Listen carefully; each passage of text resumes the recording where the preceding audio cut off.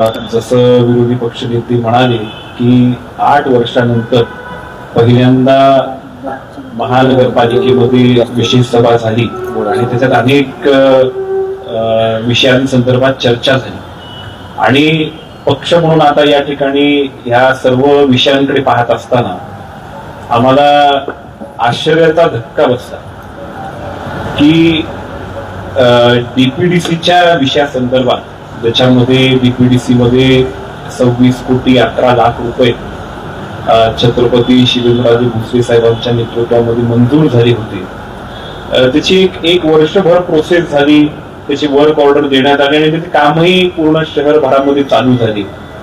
परंतु लातूर महानगरपालिकेच्या निवडणुकीमध्ये आपण बघितलं असेल की स्थानिक आमदारांनी भ्रष्टाचारावर अनेकदा भाष्य केलं आणि कशा पद्धतीनं भारतीय जनता पार्टी हा भ्रष्टाचाराला समर्थन करणारा पक्ष आहे किंबहुना करतो असा अनेक वेळेस त्यांनी आरोप लावला.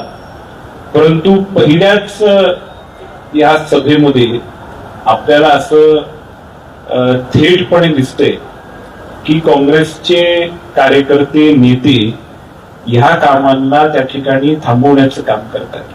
अनेक पत्रकारांशी चर्चा झाल्यानंतर त्यांनी आम्हाला सांगितलं की पूर्ण शहरभरामध्ये हे डीपीडीसीची कामं जे चालू आहे, अनेक कंत्राटदारांना त्या ठिकाणी काँग्रेसच्या नेत्यांनी, कार्यकर्त्यांनी, नगरसेवकांनी बोलवून त्यांना सेटलमेंट आपण केलं पाहिजे, त्याच्याशिवाय आम्ही काम त्या ठिकाणी करू देणार नाही अशा पद्धतीनं त्यांना धमकावलेलं सुद्धा आहे.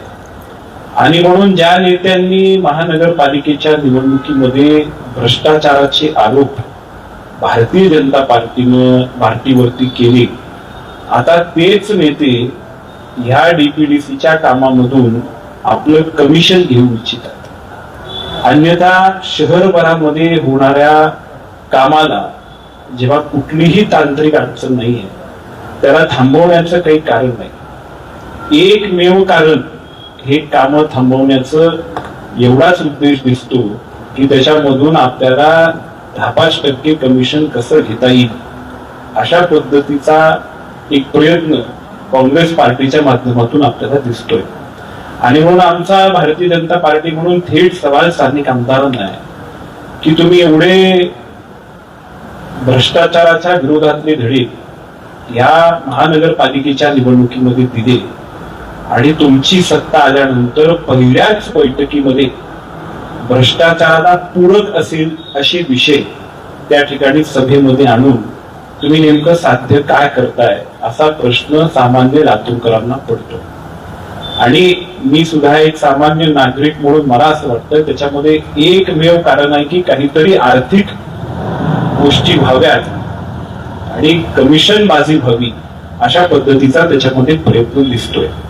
आणि लातूरकरांचा विकासाचा जो गाडा आहे त्याला कुठंतरी थांबवला पाहिजे, तो रखडला पाहिजे किंबहुना भारतीय जनता पार्टीनं काम केलं हे दिसलं नाही पाहिजे. म्हणजे राजकारणाला विकासापेक्षा जास्त अधिकच महत्व ह्या विषयांमध्ये देण्याचा ते प्रयत्न करतायत असं आम्हाला वाटतं. दुसरा जो महत्वाचा विषय कालच्या सभेमध्ये तिथं चर्चेला आला तो आदरणीय स्वर्गीय चाकूरकर साहेबांच्या स्मारकाबद्दल आला. आणि हे खरंच विशेष आहे की आदरणीय माजी पालकमंत्री संभाजी भैया पाटील निलंगेकरांनी जेव्हा देवेंद्र भाऊ महानगरपालिकेच्या निवडणुकीमध्ये प्रचारासाठी आले होते त्या व्यासपीठावर त्यांनी सांगितलं की महानगरपालिकेच्या आवारामध्ये आदरणीय चाकूरकर साहेबांचं स्मारक उभं झालं पाहिजे.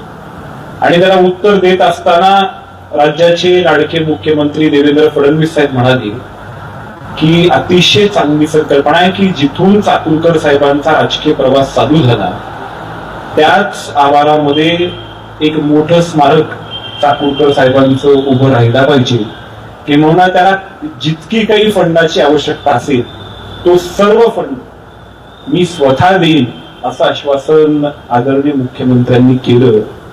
आणि त्याचं क्रेडिट घेण्याचं काम सुद्धा काँग्रेस पक्षाच्या माध्यमातून या सभेमध्ये दिसतंय. गेल्या 15 वर्षापासून स्थानिकचे आमदार इथलं नेतृत्व करतायत. आणि 15 वर्षामध्ये एकही कल्पक किंवा विकासात्मक विजनरी गोष्ट लातूरकरांना पाहायला मिळाली नाहीये. आणि म्हणून आम्हाला ह्याच्यात आश्चर्य वाटत नाहीये की जे देवेंद्र भाऊंनी मान्य केलं त्याच पत्र काँग्रेसचे नगरसेवक आज सभेमध्ये आणतायत. म्हणजे त्यांना स्वर्गीय विलासरावजी देशमुख साहेबांचं मार्ग पूर्ण करता आला नाही, परंतु ज्याचं म्हणजे एक वचन आदरणीय देवेंद्र भाऊंनी दिलं त्याच्या संदर्भातलं पत्र काँग्रेसच्या नगरसेवकांनी त्या ठिकाणी सभेमध्ये आणलं. तिसरा जो महत्वाचा विषय ज्याच्यामध्ये एक राजकारणाचा भाग काँग्रेस पार्टीच्या माध्यमातून दिसतो, जिथं त्यांचा विरोध आहे तरी सुद्धा आता फक्त राजकीय पोळी भाजण्यासाठी किंवा त्याला पांघरून घालण्यासाठीचा प्रयत्न डॉक्टर बाबासाहेब आंबेडकर पार्क मध्ये जो 75 फुटी पुतळा उभारला जातोय त्या संदर्भातलं सुद्धा तिथं चर्चा झाली. खर तर सुरुवातीला जेव्हा ह्या पुतळ्याची संकल्पना आपल्या राज्याचे मुख्यमंत्री देवेंद्रजी जेव्हा लातूरला आले होते डॉक्टर बाबासाहेब आंबेडकरांच्या जयंती निमित्त, तेव्हा तिथं असं ठरलं की इथं डॉक्टर बाबासाहेब आंबेडकर पार्क मध्ये तो पुतळा उभा झाला पाहिजे. आणि त्याच्यानंतर एकाच आवारामध्ये 2 पुतळे कशाला असा प्रश्न स्थानिकच्या आमदारांनी विधानसभेमध्ये सभागृहामध्ये विचारला. आणि तेव्हा त्यांचा याच्या संदर्भातला काय दृष्टिकोन आहे, काय भूमिका ही स्पष्ट झाली. आणि त्याच्यानंतर भारतीय जनता पार्टीनं एकाच आवारामध्ये किंवा एका 2 किलोमीटरच्या रेडियस मध्ये एकाच महामानवाचे पुतळे नसावे असा नियम असताना सुद्धा मुख्यमंत्री मोदयांकडून ती अट शिथिल करून घेतली. आणि त्याच्यानंतर त्याचे प्रस्ताव पुढे नेण्यात आले आणि आता प्रशासकीय मान्यता काही महिन्यांपूर्वी छत्रपती शिवेंद्रराजे भोसले साहेबांनी दिली आणि 10 कोटीचं काम त्या ठिकाणी आता पुढे चाललंय. आधीचे एस्टिमेटच्या हिशोबानं 12 कोटी रुपये येणं अपेक्षित आहे. त्याच्यासाठीही भारतीय जनता पार्टी येत्या काळामध्ये प्रयत्न करणार आहे, परंतु त्या कामाला आता सुरुवात झालेली आहे.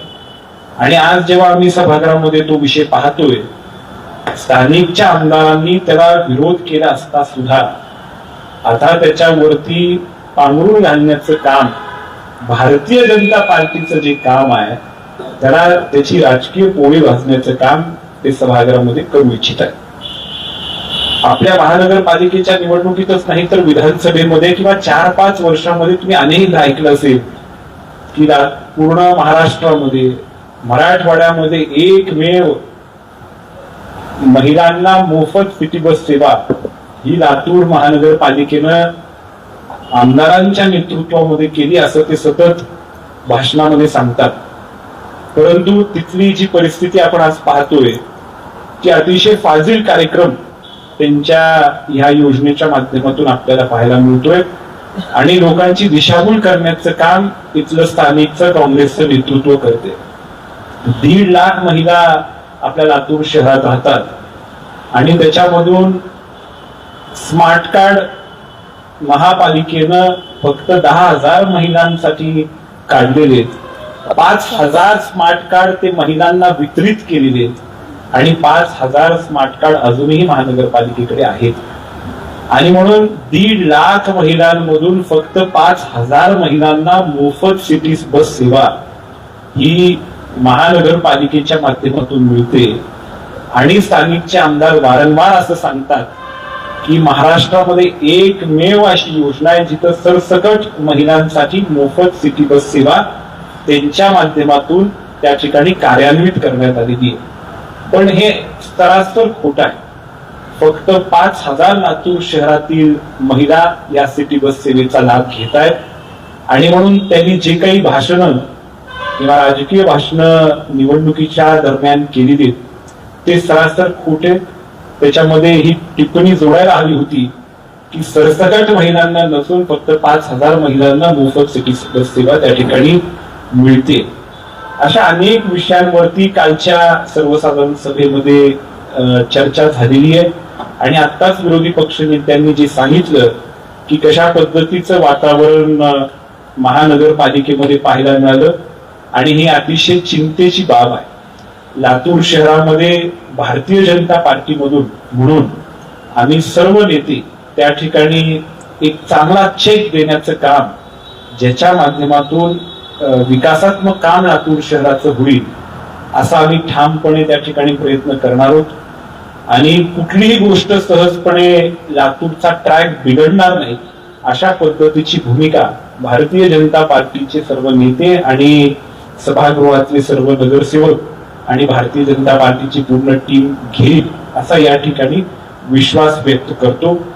इतर जे सर्वसामान्य जे प्रश्न आहेत, लाईटीचा प्रश्न आहे, गटारीचा प्रश्न आहे, पाण्याचा प्रश्न आहे, त्या संदर्भात सुद्धा जनतेला न्याय देण्याचं काम भारतीय जनता पार्टीच्या माध्यमातून आम्ही करू असा या ठिकाणी विश्वास देतो. धन्यवाद.